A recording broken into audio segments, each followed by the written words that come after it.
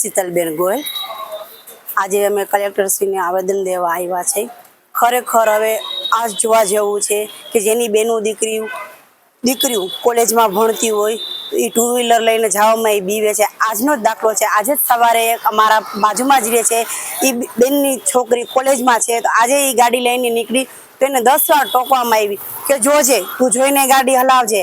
આ સરકાર બેરી આંધળીને મૂંગી છે, એને કાંઈ દેખાતા નથી કોઈ ને આપણા નાના જીવ આપણા તું વહી જાય। એકને એક દીકરી છે, એ દીકરીને એટલી ભલામણ કરવામાં આવે છે, તો આ ભલામણ બધી માયું એની દીકરાઓને કરતી હશે કે ભાઈ તું ધ્યાનથી જાજે, ધ્યાનથી હાલજે, તો આ સરકારને કેમ એ ધ્યાનમાં નથી આવતું કે જ્યાં મોટા મોટા વાહન ન ચાલવા જોઈએ ત્યાં મોટા મોટા વાહન ચાલે છે। આ સરકારને એક ધ્યાન દેવું જોઈએ ને ખાસ કરીને જે રોડ ઉપર પોલીસવાળા ઊભા હોય છે, ટીઆર ઊભું હોય છે, તો એ લોકોને કેમ ધ્યાનમાં નથી આવતું? આ મોટા મોટા વાહન જાય છે, નાના નાના માણસોને હેરાન કરે છે।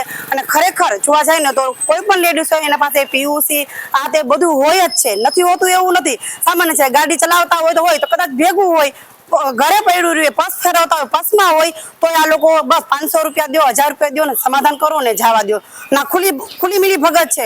તમે જોવો જ્યાં કેમેરા છે ત્યાં લોકો નહીં ઊભા હોય, આડા રસ્તે આડી જગ્યાએ ઊભા હોય કે જ્યાં કેમેરા ન હોય ને તોડબાજ કરતા હોય। ખરેખર ખાખી વર્દી એમાં ભેગી હોય છે, સફેદ વર્દી એ ભેગી હોય છે, બે મિલી ભગત કરી ના તોડો કરે છે।